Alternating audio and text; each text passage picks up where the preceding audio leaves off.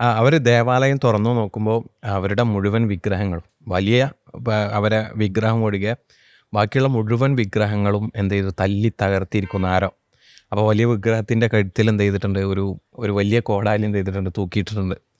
അപ്പോൾ അവരാകെ കലി പൂണ്ട്, ആ സമൂഹം മുഴുവൻ ദേഷ്യത്തിലാവുകയാണ്. ആരാണത് ചെയ്തത്? നമ്മൾ ആരാധിക്കുന്ന, നേർച്ചകൾ അർപ്പിക്കുന്ന ഈ ദൈവങ്ങളെ തല്ലി തകർത്തത് ആര്? അപ്പോൾ അവരടിയിൽ നിന്ന് ഉത്തരം ഉണ്ടാവുകയാണ്, അത് ആസറിൻ്റെ മകൻ ഇബ്രാഹിമാണ്. അപ്പോൾ തീർച്ചയായിട്ടും ഇബ്രാഹിം നബി അലൈഹി ഇസ്ലാമിയുടെ സ്മൃതികളിലൂടെ നമ്മൾ കടന്നു പോയിക്കൊണ്ടിരിക്കുന്ന ഒരു സന്ദർഭത്തിലാണുള്ളത്. അപ്പോൾ ഇന്നത്തെ എപ്പിസോഡ് ക്യാമ്പ്രൂട്ടിൻ്റെ ഇബ്രാഹിം നബി അലൈഹി ഇസ്ലാമും അദ്ദേഹത്തിൻ്റെ ജീവിതത്തിൽ നമ്മൾ ഉൾക്കൊള്ളേണ്ട പാഠങ്ങളാണ്. അപ്പോൾ നമുക്ക് ആരംഭിക്കാൻ തോന്നും. വൈദുബത്തല ഇബ്രാഹിം റബ്ബുഹു ബി കലിമാത്ത് ഫാത്തമ്മഹുൻ. അസ്സലാമു അലൈക്കും വറഹ്മത്തുള്ളാഹി. എല്ലാവർക്കും ക്യാമ്പ്രൂട്ടിലെ എപ്പിസോഡിലേക്ക് സ്വാഗതം. ഇബ്രാഹിം നബി അലൈഹി ഇസ്ലാമെ അള്ളാഹു ഒരുപാട് കലിമത്തുകൾ കൊണ്ട് അള്ളാഹു പരീക്ഷിച്ചു. അതെല്ലാം അദ്ദേഹത്തെ പൂർത്തിയാക്കി. എവിടെ നിന്നാണ് നമ്മൾ ആരംഭിക്കുന്നത്? വിശുദ്ധ ഖുർആൻ അദ്ദേഹത്തെ വിശേഷിപ്പിക്കുന്നത് ഇബ്രാഹിം അല്ലദീ വഫ, എല്ലാം പൂർത്തീകരിച്ച ഇബ്രാഹിം എന്നാണ്. അള്ളാഹുവിൻ്റെ കൽപ്പനകളെല്ലാം പൂർത്തീകരിച്ച ഇബ്രാഹിം. വിശ്വാസികളോട് മാതൃകയാക്കാൻ പറയുന്ന ഇബ്രാഹിം നബിയാണ്. ഇബ്രാഹിം മില്ലത്ത് സ്വീകരിക്കാൻ, അതിനോട് വിമുഖത കാണിക്കുന്നത് ആരാണ് എന്നൊക്കെ വിശുദ്ധ ഖുർആൻ ചോദിക്കുന്നുണ്ട്. നമ്മളോട് പോലും സ്വീകരിക്കാൻ പറയുന്നത് ഇബ്രാഹിം നബി അലൈഹി ഇസ്ലാമിൻ്റെ മില്ലത്താണ്. അദ്ദേഹത്തെക്കുറിച്ച് പുകഴ്ത്തി പറയുന്ന ഒട്ടേറെ വചനങ്ങൾ. അള്ളാഹുവിൻ്റെ ഖലീലാണെന്ന് വിശേഷിപ്പിക്കുന്നത്, ഉറ്റമിത്രം എന്ന അള്ളാഹു സുബ്ഹാനഹു വ തആല ഒരു ഭൂമിയിലുള്ള ഒരാളെ കുറിച്ച് അതെ വിശേഷിപ്പിക്കുന്ന ഇബ്രാഹിം നബി അലൈഹി ഇസ്ലാമിനെ കുറിച്ചാണ്. ഷാക്കിർ അലി അൻഉമിഹി, അള്ളാഹുവിൻ്റെ അനുഗ്രഹങ്ങൾക്ക് നന്ദി കാണിച്ച വ്യക്തി എന്നൊക്കെ വിശുദ്ധ ഖുർആൻ വിശദീകരിക്കുന്നുണ്ട്. അദ്ദേഹത്തിൻ്റെ ആ ജീവിതം മുഴുവൻ സംഭവ ബഹുലാണ്. ഇറാഖിലെ ഊറിൽ അദ്ദേഹം ജനിക്കുന്നു. അപ്പോൾ അദ്ദേഹത്തിൻ്റെ ബാല്യത്തിലുണ്ടാകുന്ന സംഭവവികാസങ്ങൾ എന്താണ്? അദ്ദേഹത്തിൻ്റെ ആദ്യകാലത്ത് തന്നെ അദ്ദേഹം തൗഹീദ് മനസ്സിലാക്കുകയും പ്രബോധനം ചെയ്യുകയും ചെയ്തു എന്നുള്ളതാണ് നമ്മൾ ഖുർആനിൽ മനസ്സിലാക്കുന്നത്. അപ്പോൾ അദ്ദേഹത്തിൻ്റെ പിതാവ് ഒരു വിഗ്രഹം നിർമ്മിക്കുകയും വിൽക്കുകയും ചെയ്യുന്ന ഒരാളാണ്. ഒരു വിഗ്രഹം നിർമ്മിക്കുകയും അത് വിൽക്കുകയും അതിനോട് തന്നെ വിളിച്ച് പ്രവർത്തിക്കുകയും ചെയ്യുന്ന ആളാണ് അദ്ദേഹത്തിൻ്റെ പിതാവ്. ആസർ എന്നാണ് ചരിത്രത്തിൽ കാണാൻ കഴിയും. അപ്പോൾ ഇബ്രാഹിം നബി അലൈഹി സ്വലാം അദ്ദേഹത്തിൻ്റെ ചരിത്രം എന്നുള്ളത് തൗഹീദാണ്. അദ്ദേഹത്തിൻ്റെ ജീവിതം നമുക്ക് നൽകുന്ന സന്ദേശം തൗഹീദാണ്, ലാ ഇലാഹ ഇല്ലല്ലാഹ് എന്നുള്ളതാണ്. ആ ചരിത്രം അദ്ദേഹം സ്വന്തം കുടുംബത്തിൽ തന്നെയാണ് ആ പ്രബോധനം ആരംഭിക്കുന്നത്. തൻ്റെ ഉപ്പയോട്, വിഗ്രഹ നിർമ്മാതാവും വിഗ്രഹാരാധകനുമായ തൻ്റെ ഉപ്പയോടാണ് അദ്ദേഹം പ്രബോധനം ആരംഭിക്കുന്നത്. വിശുദ്ധ ഖുർആൻ ആ ചരിത്രം വിശദീകരിക്കുന്നുണ്ട്. യാ അബത്തി ഇത് ഖാല ഇബ്രാഹിമു യാ അബത്തി ലിമ തഅബുദു മാ ലാ യസ്മഉ വലാ, താങ്കൾ കേൾക്കാൻ കഴിയാത്ത, കാണാൻ കഴിയാത്ത, താങ്കൾക്ക് ഉപകാരമോ ഉപദ്രവമോ ചെയ്യാൻ കഴിയാത്ത വിഗ്രഹങ്ങൾ നിങ്ങൾ എന്തിനാണ് വിളിച്ച് പ്രാർത്ഥിക്കുന്നത്, അവയെ എന്തിനാണ് ആരാധിക്കുന്നത് എന്ന് ഇബ്രാഹിം നബി അലൈഹി സ്വലാം അദ്ദേഹത്തിൻ്റെ ജീവിതം മുഴുവൻ നമ്മൾ പരിശോധിച്ചാൽ വളരെ യുക്തിയോട് സംവദിക്കുന്ന, മനുഷ്യൻ്റെ ബുദ്ധിയെ തൊട്ടുണർത്തുന്ന സംവാദ ശൈലിയാണ് അദ്ദേഹം സ്വീകരിക്കുന്നത്. ഉപ്പയോട് അദ്ദേഹം നിരന്തരമായി ഇത് ചോദിക്കുന്നു. അദ്ദേഹം അവിടെ ഉപ്പയോട് സംസാരിക്കാൻ സ്വീകരിക്കുന്ന ഭാഷാ ശൈലി യാ അബത്തി, പൊന്നുപ്പ എന്നാണ് അദ്ദേഹം വിളിക്കുന്നത്. അവിടെ ആ ഭാഷാ ശൈലിയിൽ പോലും അദ്ദേഹം അത് പ്രധാനപ്പെട്ട ഒരു സംഗതിയാണ്. നമ്മൾ ദാവത്ത് എന്നുള്ളത് ഒരു പരിഹാസവും ആ രൂപത്തിലേക്ക് മാറുന്നൊരു അവസ്ഥ പലപ്പോഴുണ്ട്. അതാരെയും തോൽപ്പിക്കാനുള്ളതല്ല, മറിച്ച് സത്യത്തെ ബോധ്യപ്പെടുത്തുക എന്നുള്ളതാണ്. സത്യത്തെ ബോധ്യപ്പെടുത്തുന്നതിൽ പരിഹാസം കൊണ്ടോ അതുപോലെ തന്നെ ഈ രൂപത്തിലുള്ള ശൈലി കൊണ്ടോ, ഒരാളെ ഇടിച്ചു താഴ്ത്തിക്കൊണ്ടുള്ള സംസാര ശൈലി കൊണ്ടോ എവിടെയും വിജയിക്കാൻ പറ്റില്ല. ആ നസീഹത്ത് നമ്മുടെ സംസാരങ്ങളിൽ, പ്രബോധനങ്ങളിൽ നഷ്ടപ്പെടാതിരിക്കുക, അത് അദ്ദേഹത്തിൽ നിന്ന് ഈ ഒരു വാചകത്തിൽ നമ്മൾ അതെല്ലാ പ്രവാചകവും മൂസ നബി അലൈഹി ഇസ്ലാമിനോട് ഫറോവയോട് സംവദിക്കാൻ പോകുമ്പോൾ പോലും ഖുർആൻ പറയുന്നത് ഖൗലൻ ലയ്യിന, നല്ല സൗമ്യമായ ഭാഷയിൽ സംസാരിക്കണം എന്നാണ്. അപ്പോൾ അത് പ്രബോധകർ ശ്രദ്ധിക്കേണ്ടതാണ്. ഒരുപാട് അട്ടഹാസങ്ങളും ആളുകളെ പരിഹസിക്കലും നല്ല പ്രബോധനം. ആളുകളെ അവരെ യുക്തിയോടുകൂടി നല്ല ഭാഷയിൽ നല്ല രൂപത്തിലാണ് സംവദിക്കേണ്ടതെന്നാണ് ഇസ്ലാം നമ്മളെ പഠിപ്പിക്കുന്നത്. അപ്പോൾ ഇബ്രാഹിം നബി അലൈഹി ഇസ്ലാം ഉപ്പയോട് സംവദിക്കുന്നു. ഉപ്പയോട് അദ്ദേഹം ആരാധിക്കുന്ന ഈ വിഗ്രഹങ്ങളെ ആരാധിക്കുന്നതിൻ്റെ നിരർത്ഥകത അദ്ദേഹത്തെ വളരെ യുക്തിപരമായി തന്നെ ബോധ്യപ്പെടുത്തുന്നു. എന്നിട്ട് ഇബ്രാഹിം നബി അലൈഹി ഇസ്ലാം പറയുന്നുണ്ട്, ഇന്നി അഖാഫു അയ്യമസ്സക അദാബു മിനർ റഹ്മാൻ, താങ്കൾക്ക് കാരുണ്യവാനായ അള്ളാഹുവിൽ നിന്ന് ശിക്ഷ വരുമോ അന്നെത്തുമെന്ന് ഞാൻ ഭയപ്പെടുന്നു. അത് വലിയൊരു സംഗതിയാണ്. അള്ളാഹു കാരുണ്യവാനാണ്, അള്ളാഹു നമ്മളോട് ഏറ്റവും ഇഷ്ടമുള്ളവനാണ്. ആ അള്ളാഹുവിൻ്റെ ശിക്ഷ നമ്മൾ എന്ത് ചെയ്യരുത്, വാങ്ങി വെക്കരുത് എന്നുള്ളത് അത് വലിയൊരു സന്ദേശമാണ്. അപ്പോൾ അള്ളാഹു സുബ്ഹാനഹു വ തആലയുടെ ശിക്ഷയുടെ ഗൗരവം, അള്ളാഹുവിൻ്റെ കാരുണ്യത്തിൻ്റെ വലുപ്പം, അപ്പോൾ അവിടെ ആ ശിക്ഷയിലേക്ക് എത്തിച്ചെല്ലുന്ന പാപങ്ങളിൽ നിന്ന് വിട്ടു നിൽക്കണം എന്നാണ് ഇബ്രാഹിം നബി അലൈഹി സ്വലാം നമുക്ക് നൽകുന്ന സന്ദേശം. പക്ഷേ അദ്ദേഹത്തിൻ്റെ ഉപ്പ അവിടെ സ്വീകരിക്കുന്ന നയം എന്താണ്? ഏത് പ്രബോധകരും നമ്മുടെ കാലഘട്ടത്തിൽ നമ്മൾ പ്രബോധനത്തിനിറങ്ങുമ്പോൾ അഭിമുഖീകരിക്കേണ്ടി വരുന്ന ഒരുപാട് പരീക്ഷണങ്ങളുണ്ട്. പക്ഷെ അതിൻ്റെയൊക്കെ എത്രയോ എക്സ്ട്രീം ലെവലിലാണ് ഇബ്രാഹിം നബി അലൈഹി സ്വലാം അഭിമുഖീകരിക്കുന്നത്. അതുകൊണ്ടാണ് അദ്ദേഹത്തെ മാതൃകയാക്കണം നമ്മളോട് പറയുന്നത്. അദ്ദേഹത്തിൻ്റെ ഉപ്പ അദ്ദേഹത്തോട് പറയുന്നത് ലാ അർജുമന്നക്, ഞാൻ നിന്നെ ആട്ടി ഓടിക്കും, കല്ലെറിഞ്ഞ് ഓടിക്കുന്നതാണ്. അദ്ദേഹം വീട് വിട്ടിറങ്ങുകയാണ്. ആദ്യം തന്നെ കുടുംബത്തിൽ അദ്ദേഹം ലാ ഇലാഹ ഇല്ലല്ലാഹ് പ്രബോധനം ആരംഭിക്കുമ്പോഴേക്കും അദ്ദേഹം വീട് വിട്ടിറങ്ങേണ്ടി വരുന്ന, വീട്ടിൽ നിന്ന് ആട്ടി ഓടിക്കപ്പെടുന്ന സാഹചര്യമാണ് ഉണ്ടാകുന്നത്. പിന്നീട് അദ്ദേഹത്തിൻ്റെ ജീവിതം വിശുദ്ധ ഖുർആൻ ഹദീസുകളിലൊക്കെ നമുക്ക് കാണാൻ കഴിയും. അപ്പോൾ ഓക്കെ, അപ്പോൾ ഞാൻ പറഞ്ഞതെന്ന് വെച്ചാൽ തൗഹീദിൻ്റെ ഒരു സന്ദേശം അദ്ദേഹം നടത്തുന്നു. അതിൻ്റെ ഭാഗമായിട്ടാണ് അത് ആ സമൂഹത്തെ ബോധ്യപ്പെടുത്തുന്നത്. സമൂഹത്തിൽ ഒരുപാട് സംവാദം ഖുർആനിൽ തന്നെ കാണാം. അപ്പോൾ അവിടെ തന്നെ നമ്മൾ മനസ്സിലാക്കേണ്ടത് ഈ പ്രബോധനം ആരംഭിക്കേണ്ടത് കുടുംബത്തിൽ നിന്നാണ്.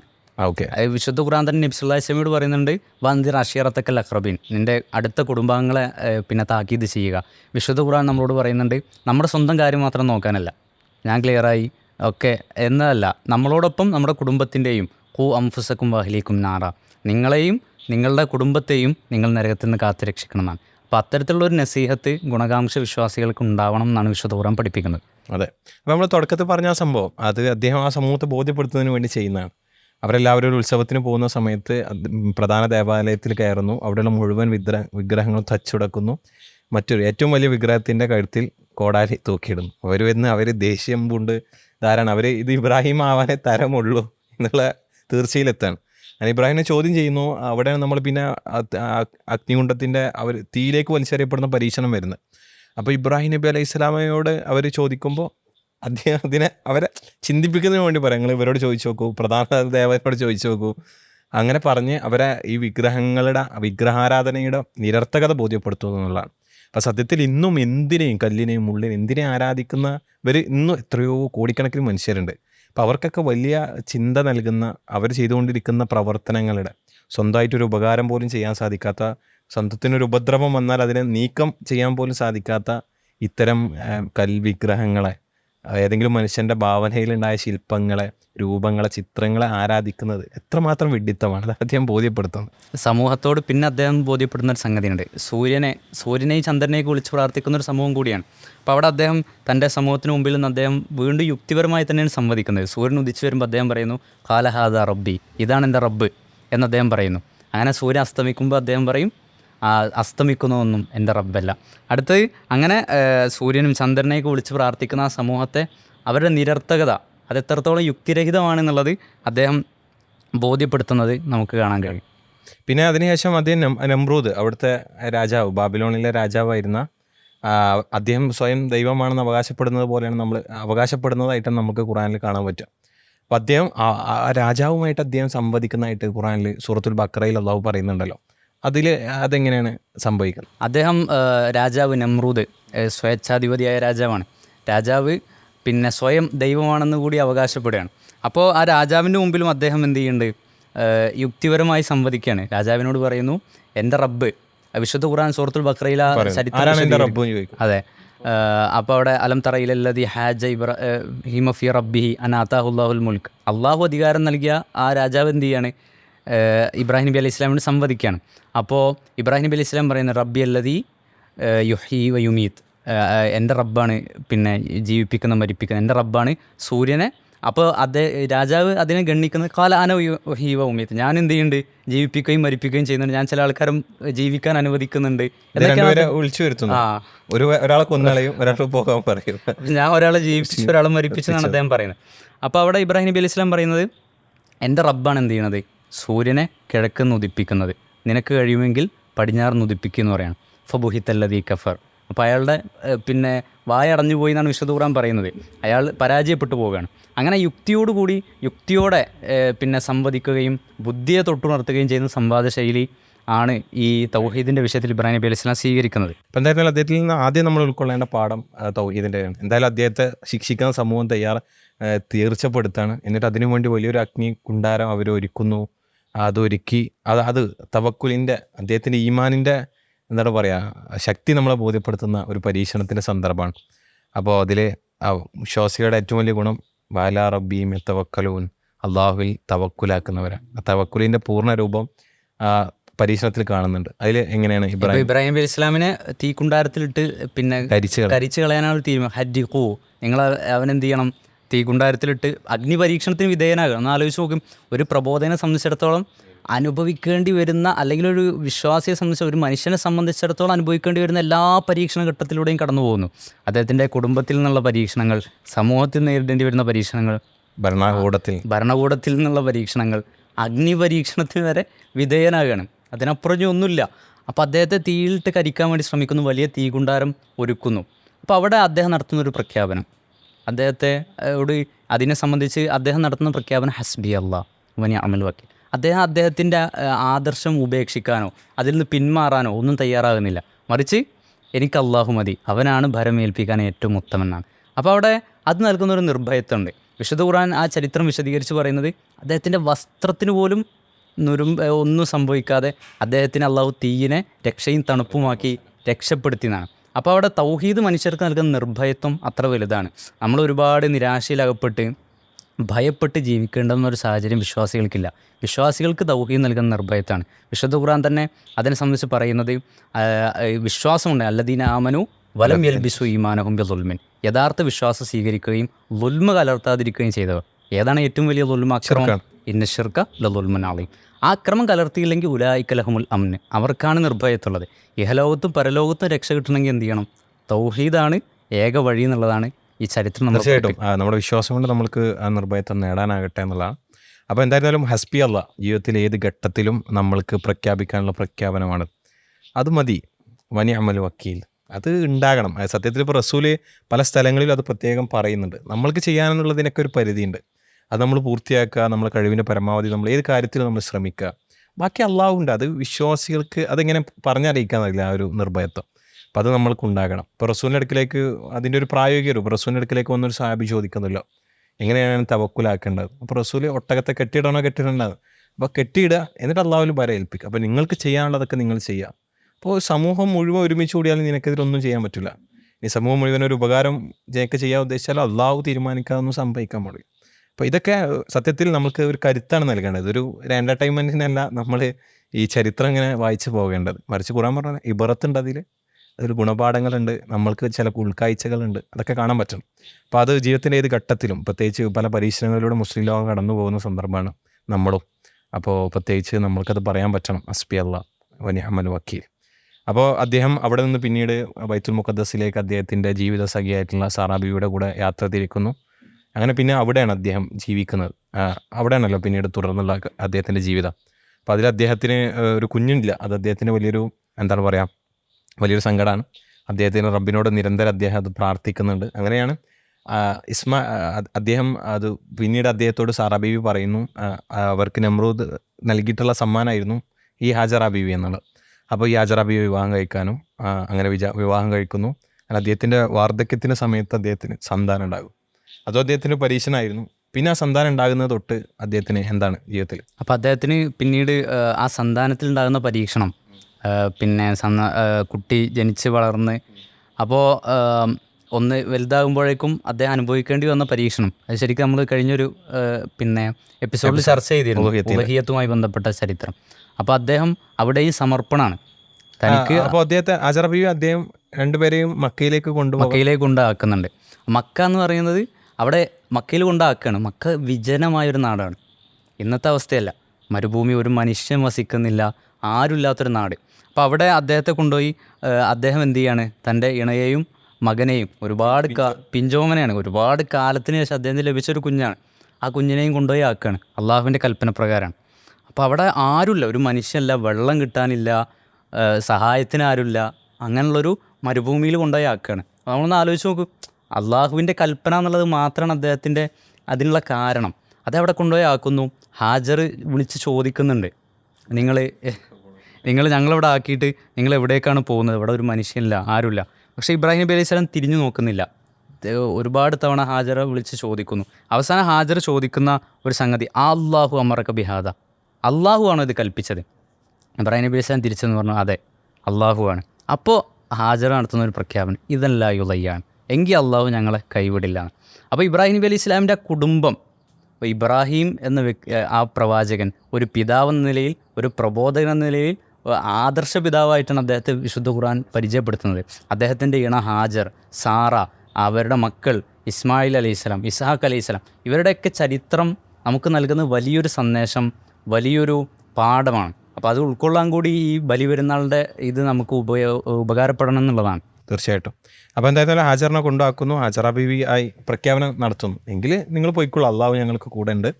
പക്ഷേ കയ്യിലുള്ള വെള്ളം തീർന്നു പോകുന്നു, ഭക്ഷണം തീർന്നു പോകുന്നു. സഫാ മറവയിൽ നമ്മൾ നടത്തുന്ന സായി അതിനനുസ്മരിച്ചുകൊണ്ടാണ്.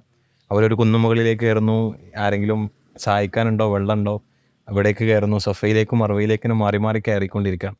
അവസാനം അവിടെ ഇസ്മായിൽ നബി അലൈഹി സ്വലാം കാലിട്ടടിച്ച ഭാഗത്ത് മലക്ക് ചിറകുകൊണ്ടാണ് പല അഭിപ്രായങ്ങളുണ്ടെങ്കിലും അതിലെന്തായിരുന്നാലും അവിടെയാണ് സംസം എന്ത് ചെയ്യുന്നത്, അതിൻ്റെ ഉറവ ഉണ്ടാകുന്നത്. ഒരു അത്ഭുതമാണ്.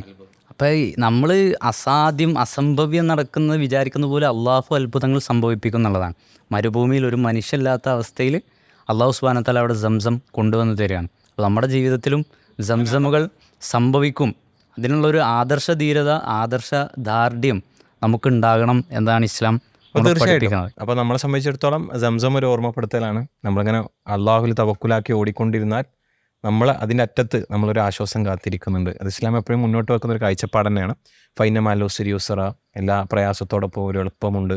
അതുപോലെ തന്നെ വല സൗഫയോ തീ കറബുക ഫതറുള്ള, വഴിയെ നിൻ്റെ രക്ഷിതാവ് നൽകും, അപ്പോൾ നീ സംതൃപ്തനാകുന്ന.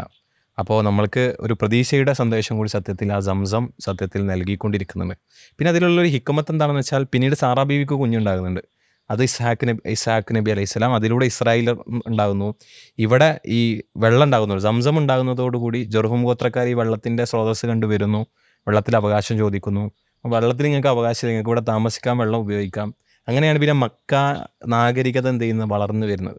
അപ്പോൾ ആ പരീക്ഷണത്തിന് പുറകിൽ അള്ളാഹുവിൻ്റെ വലിയൊരു ഹിക്മത്ത് ഉണ്ടായിരുന്നു എന്നുള്ളതാണ്. അപ്പോൾ ജീവിതത്തിലെ ഏതൊരു സന്ദർഭങ്ങളിലും നമ്മൾ മനസ്സിലാക്കേണ്ടതാണ്. ചില പരീക്ഷണത്തിലൂടെ കടന്നു പോകുമ്പോൾ വല്ലാതെ അസ്വസ്ഥത പ്രകടിപ്പിക്കുകയും ചിലർ അള്ളാഹിനെ ശപിക്കുകയൊക്കെ ചെയ്യും. പക്ഷെ അതിന് അപ്പുറത്ത് അള്ളാഹു ചിലപ്പോൾ ആ പ്രയാസത്തിൽ അള്ളാഹു ഒരു എളുപ്പത്തെ ഗർഭം ചെയ്തിട്ടുണ്ടാവും. ഏതൊരു പരീക്ഷണത്തിൻ്റെ മരുഭൂമിയിലും ഒരു സംസം കാത്തിരിക്കുന്നുണ്ട് എന്നുള്ളതാണ് അങ്ങനെ നമ്മൾക്ക് ഇസ്മായിൽ നബി അലൈഹി സ്വലാമിൻ്റെ ചരിത്രം നമ്മളെ പഠിപ്പിക്കുന്ന. ഒരു ഉമ്മയുടെ ചരിത്രം, ഒരു പിഞ്ചു കുഞ്ഞിൻ്റെ ചരിത്രം അവിടെയാണ്. അങ്ങനെ അവർ പിന്നെ വളർന്നു വലുതായി. അവിടെയാണ് പിന്നെ ഇസ്മായിൽ നബി അലൈഹി സ്വലാമിനെ ബലിയർപ്പിക്കേണ്ടി വരുന്ന സംഭവം വരുന്നത്. ആ പരീക്ഷണത്തിൽ അദ്ദേഹം വിജയിക്കുകയാണ്. നമ്മൾ ആ ചരിത്രം മുമ്പ് വിശദീകരിച്ചുകൊണ്ട് ഇനി പറയുന്നില്ല. പിന്നീട് ഒരു കാബ നിർമ്മാണത്തിലേക്ക് വീണ്ടും തിരിച്ചു വരുന്നു. ഇബ്രാഹിം നബി അലൈഹി സ്വലാം അവിടുന്ന് വീണ്ടും തിരിച്ചു വരുന്നു മക്കയിലേക്ക്. എന്നിട്ട് കാബ പുനർനിർമ്മാണമാണ്.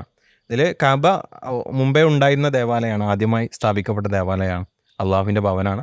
പിന്നീട് അത് പുനർനിർമ്മിക്കുകയാണ് ഇബ്രാഹിം നബി അലൈഹി സ്വലാം എന്നുള്ളതാണ് പ്രബലമായ അഭിപ്രായം. എന്തായിരുന്നാലും അതിനെക്കുറിച്ചും ഖുർആൻ സൂറത്തുൽ ബഖറയിൽ സൂചിപ്പിക്കുന്നുണ്ട്. അതിലെങ്ങനെയാണ് അദ്ദേഹം അത് പുനർനിർമ്മിക്കുന്നത്, അതിലുള്ള പിന്നെ പ്രവർത്തനങ്ങൾ, അതിനുള്ള പരിശ്രമങ്ങൾ, അതിൽ കഠിനാധ്വാനം, അതൊക്കെ വിശുദ്ധ ഖുർആനിൽ കാണാൻ കഴിയും. അവസാനം അദ്ദേഹം നടത്തുന്ന ഒരു പ്രാർത്ഥനയുണ്ട്.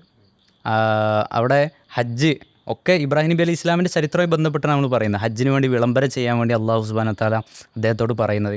എന്നിട്ട് ഈ കാബയുടെ പുനർനിർമ്മാണം കഴിഞ്ഞ ശേഷം ഒരു പ്രവാചകൻ രണ്ട് പ്രവാചകന്മാർ കൂടി ചേർന്ന് അള്ളാഹുവിന് വേണ്ടി ആദ്യമായി നിർമ്മിക്കപ്പെട്ട, അള്ളാഹുവിനെ ആരാധിക്കാനായി ആദ്യം നിർമ്മിക്കപ്പെട്ട കാബയുടെ പുനർനിർമ്മാണം അത്രയ്ക്കും മഹത്തായ സൽക്കർമ്മമാണ്. പ്രവാചകന്മാരാണ് നിർവഹിക്കുന്നത്. എന്നിട്ട് അവർ നടത്തുന്ന പ്രാർത്ഥന വിശുദ്ധ ഖുർആൻ പറയുന്നത് റബ്ബനാ തഖബ്ബൽ മിന്നാ ഇന്നക അൻതസ് സമീഉൽ അലീം. അത് സ്വീകരിക്കാൻ വേണ്ടി അള്ളാഹുവിനോട് പ്രാർത്ഥിക്കണം. അത് നമുക്ക് നൽകുന്നൊരു പാഠം. നമ്മൾ എത്രയൊക്കെ സൽക്കർമ്മങ്ങൾ ചെയ്താലും അത് അള്ളാഹു സ്വീകരിക്കാനുള്ള ഒരു പ്രാർത്ഥനയും ആശയും ഒക്കെ നമ്മുടെ ഭാഗത്ത് നിന്ന് നിരന്തരം ഉണ്ടാവണം എന്നതാണ്. അത് തീർച്ചയായും. അപ്പോൾ സൽക്കർമ്മങ്ങൾ ചെയ്യുന്നതോടൊപ്പം പ്രാർത്ഥിക്കും. അപ്പോൾ റസൂലിൻ്റെ ഒരു രാവിലെയുള്ള പ്രാർത്ഥനയിലുണ്ടല്ലോ, അല്ലാഹുമ്മ അസ്അലുക ഇൽമൻ നാഫിയ വറിസ്ഖൻ ത്വയ്യിബ അമല മുത്തഖബ്ബല, സ്വീകരിക്കപ്പെടുന്ന അമലുകൾ, ആ രൂപത്തിൽ നമ്മൾ മാറുക. അതോടൊപ്പം തുടർന്നൊരു പ്രാർത്ഥന കൂടിയുണ്ട്, റബ്ബന വബഅത്ത് ഫീഹിം റസൂലൻ മിൻഹും. അത് റസൂലിൻ്റെ നിയോഗം, ആ പ്രാർത്ഥനയുടെ ഫലമാണ്. പക്ഷേ അതുണ്ടാകാൻ ഒരുപാട് സമയമെടുത്തിട്ടുണ്ട്. അപ്പോൾ നമ്മൾ പ്രാർത്ഥിക്കുക എന്നുള്ളതാണ് നമ്മെ സംബന്ധിച്ചിടത്തോളം ഉള്ളത്. അദ്ദേഹത്തിൻ്റെ പ്രാർത്ഥന കൂടാൻ പറയുന്നുണ്ട്, മക്ക ഒരു ബലദനാമിനാവാൻ വേണ്ടി അദ്ദേഹം നാടിനോട് ഒരു പിന്നെ പ്രതിബദ്ധതയും ഗുണകാംക്ഷയും വിശ്വാസികൾക്ക് ഉണ്ടാവണം. ഇബ്രാഹിം നബി അലൈഹി സ്വലാം ആ നാടിന് വേണ്ടി പ്രാർത്ഥിക്കണം, റബ്ബിജാൽ ഹാദ ബലദൻ ആമിന, ഇത് നിർഭയത്വമുള്ള നാടാക്കി തീർക്കണേ എന്നുള്ളത്. അപ്പോൾ നമ്മളെപ്പോലെയുള്ള നമ്മുടെ രാജ്യത്ത്, ഇന്ത്യയെ പോലുള്ള ഒരു രാജ്യത്ത് നമ്മൾ ജീവിക്കുമ്പോൾ പല പ്രയാസങ്ങളും പ്രതിസന്ധികളൊക്കെ നമ്മുടെ ചുറ്റിലുണ്ട്. അപ്പോൾ അവിടെ ഒരു നിർഭയത്വമുള്ള ഈ നാടിൻ്റെ നന്മയ്ക്ക് വേണ്ടി, നിർഭയത്വത്തിന് വേണ്ടി, സമാധാനത്തിന് വേണ്ടിയുള്ള ഒരു പ്രാർത്ഥന നിരന്തരമായി വിശ്വാസികളുടെ ഭാഗത്ത് നിന്ന് ഉണ്ടാകണം എന്നതാണ് വിശുദ്ധ ഖുർആൻ പഠിപ്പിക്കുന്നത്. ഏറ്റവും വലിയ അനുഗ്രഹമാണ് നിർഭയത്തുള്ള ഒരവസ്ഥ ഉണ്ടാകുക. എന്നാലും എല്ലാം വാണിജ്യവും നമ്മുടെ എല്ലാ സമ്മതികളും നടക്കുക എന്നുള്ളത് സമാധാനമുള്ള നാട്ടിലാണ്. അപ്പോൾ അതും കൂടി നമ്മൾ അതിൽ നിന്ന് ഉൾക്കൊള്ളുക. എന്തായിരുന്നാലും ഖുർആൻ പറഞ്ഞ പോലെ അദ്ദേഹം ഒരു ഉമ്മത്തായി, കാരണം ഉമ്മത്തൻ കാണിത, ഒരു സമൂഹം ചെയ്യേണ്ട നന്മകൾ, പ്രവർത്തനങ്ങൾ മുഴുവൻ ഒരൊറ്റ ജീവിതം കൊണ്ട് അദ്ദേഹം ചെയ്തു തീർത്തു എന്നുള്ളതാണ്.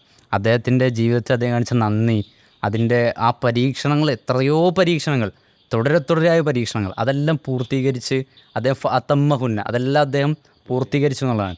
അങ്ങനെ പ്രവാചകൻ മുഹമ്മദ് നബി സ്വല്ലല്ലാഹു അലൈഹി വസല്ലം കാലഘട്ടം നമ്മൾ വരുമ്പോൾ അവിടെ മക്കയിൽ മുശ്രിക്കുകൾ ആരാധിച്ചിരുന്ന ആരെയാണ്? ഇബ്രാഹിം. കൂട്ടത്തിലൊരാൾ ഇബ്രാഹിം നബി അലൈഹി സ്വലാം, ഇസ്മായിൽ നബിയൊക്കെയാണ്. അപ്പോൾ അവിടെ മഹാന്മാരായ പ്രവാചകന്മാരാണ്. അവരുടെ പിന്നെ നിലയും അവരുടെ ഒരു സ്ഥാനമൊക്കെ എത്ര വലുതാണ്. പക്ഷെ ആ പ്രവാചകന്മാരെ വിളിച്ച് പ്രാർത്ഥിക്കുകയും ആരാധിക്കുകയും ചെയ്യുന്നത് ഇസ്ലാം ഷിർക്കായിട്ടാണ് പഠിപ്പിക്കുന്നത്. നമ്മുടെ സമൂഹത്തിൽ, നമ്മുടെ മുസ്ലിം സമുദായത്തിൽ പോലും പല ആളുകളും അള്ളാഹു അല്ലാത്തവരോട് വിളിച്ച് പ്രാർത്ഥിക്കുന്നു. മഹാന്മാരായ പ്രവാചകന്മാരാണ്.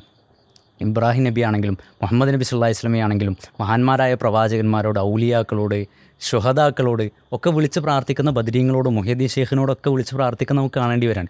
അപ്പോൾ അവിടെ മുഹമ്മദ് നബി സല്ലല്ലാഹു അലൈഹി വസല്ലം സ്വീകരിക്കുന്ന സമീപനം എന്താണ്? ഇബ്രാഹിം നബി ആയതുകൊണ്ട് അത് സമ്മതിക്കില്ല, മറിച്ച് അത് ഷിർക്കാണ്. അള്ളാഹുവിന് മാത്രം സമർപ്പിക്കേണ്ട പ്രാർത്ഥനയും സഹായാർത്ഥനയും എന്തും അത് അള്ളാഹു അല്ലാത്ത ആർക്കും സമർപ്പിക്കരുത്. അത് ഇന്നല്ലാഹ ലാ യഗ്ഫിറു അൻ യുശ്റക ബിഹി വയഗ്ഫിറു മാ ദൂന ദാലിക ലിമൻ യശാ. ഏത് പാപവും ചിലപ്പോൾ അള്ളാഹു പുറത്തു കൊടുക്കും. പക്ഷെ ഷിർക്ക് അത് തൗബ ചെയ്യാതെ അള്ളാഹു ഒരിക്കലും എന്ത് ചെയ്യില്ല, പുറത്തു കൊടുക്കില്ല. അപ്പോൾ അതിൻ്റെ ഗൗരവം കൂടിയാണ് ഇബ്രാഹിം നബി അലൈഹി സ്വലാം നമ്മളെ പഠിപ്പിക്കുന്നത്. അദ്ദേഹം പോരാടുന്ന മുഴുവൻ ഷിർക്കിനെതിരെയാണ്, ജീവിതം മുഴുവൻ ഷിർക്കിനെതിരെയാണ് പോരാടുന്നത് എന്നുള്ളതാണ്. തീർച്ചയായിട്ടും. അപ്പോൾ ഒരുപാട് നമ്മൾക്ക് ഉൾക്കൊള്ളാനുണ്ട്. നമ്മുടെ സമൂഹത്തിൽ അദ്ദേഹത്തിൻ്റെ സന്ദേശങ്ങൾ, പ്രവർത്തനങ്ങൾ നിത്യപ്രസക്തമാണ്. അപ്പോൾ അതിനെ ആ മെസ്സേജ് നമ്മൾ ഡെലിവർ ചെയ്യാൻ നമ്മൾ തയ്യാറാകുക. അദ്ദേഹത്തിൻ്റെ ജീവിതത്തിൽ നിന്ന് നമ്മൾ ഒരു ധൈര്യം സംഭരിക്കുക. ഏത് സ്വേച്ഛാധിപതിയുടെ മുന്നിലും ഏത് പരീക്ഷണത്തിന് മുമ്പിലും നമുക്ക് നിലനിൽക്കാൻ സാധിക്കും. എന്തായാലും ആ റൂട്ട് ഖുർആൻ പറഞ്ഞ പോലെ വിഡ്ഢികളല്ലാതെ ഉപേക്ഷിക്കുകയില്ല. ഇത് ഇബ്രാഹിമി മില്ലത്ത് എന്ത് ചെയ്യൂല, വിഡ്ഢികളല്ലാതെ അത് ഉപേക്ഷിക്കില്ല എന്നാണ് ഒരൊറ്റ വാചകത്തിൽ പറഞ്ഞ വിശുദ്ധ ഖുർആൻ പറഞ്ഞത്. ഇത് ഖാലഹു റബ്ബുഹു അസ്ലിം ഖാല അസ്ലംതു ലിറബ്ബിൽ ആലമീൻ. അദ്ദേഹം മുസ്ലിം സമർപ്പിച്ചു. നമ്മൾ നാവുകൊണ്ട് ഇങ്ങനെ അല്ലാഹു അക്ബർ എന്ന് അറിയുന്നു, പക്ഷെ അദ്ദേഹം ജീവിതം കൊണ്ട് കാണിക്കുന്നു. അദ്ദേഹം നമ്മൾ മുസ്ലിമാണെന്ന് പറയുന്നു. അദ്ദേഹം ഓരോ പ്രവർത്തനത്തിലും അത് ഉണ്ടാകുന്നു. ഈ തൽബിയത്തിൽ, ഹജ്ജിൻ്റെ തൽബിയത്തിലും ബലിപെരുന്നാളിൻ്റെ തക്ബീറിലൊക്കെ നമ്മൾ അല്ലാഹു അക്ബർ എന്ന് പറയുമ്പോൾ അതിൻ്റെ സാക്ഷാത്കാരമായിരുന്നു ഇബ്രാഹിം നബി അലൈഹി ഇസ്ലാമിൻ്റെ ജീവിതം എന്നുള്ളത്. ഇപ്പം എന്തായിരുന്നാലും ബലിപെരുന്നാളിലെ ആശംസകൾ എല്ലാവർക്കും അർപ്പിക്കുന്നു. നല്ലൊരു ബലിപെരുന്നാൾ എല്ലാവർക്കും സാധ്യമാവട്ടെ. അതോടൊപ്പം ഈ ഇബ്രാഹിമി സ്മൃതികൾ, ആ കുടുംബത്തിൻ്റെ ചരിത്രം, അതിൽ നിന്നുള്ള പ്രചോദനം, പാഠങ്ങൾ ഒക്കെ ഉൾക്കൊള്ളാൻ സാധിക്കട്ടെ. ഇന്നത്തെ എപ്പിസോഡ് കുറച്ച് ദീർഘമായെന്ന് തോന്നുന്നു. എന്തായിരുന്നാലും അത് ഒരു എപ്പിസോഡ് കൊണ്ട് തീർക്കേണ്ട ഒരു ജീവിതമല്ല. ഇബ്രാഹിം പ്രവാചകനെ കൂടുതൽ വായിക്കുക, പഠിക്കുക. ഖുർആനിലെ ആയത്തുകൾ, അദ്ദേഹത്തിൻ്റെ പ്രാർത്ഥനകൾ പ്രത്യേകം, അതൊക്കെ നമ്മളൊന്ന് പഠിക്കുക. അല്ലാഹു അനുഗ്രഹിക്കട്ടെ. ആഖിറു ദഅ്വാനാ അൽഹംദുലില്ലാഹി റബ്ബിൽ ആലമീൻ. അസ്സലാമു അലൈക്കും.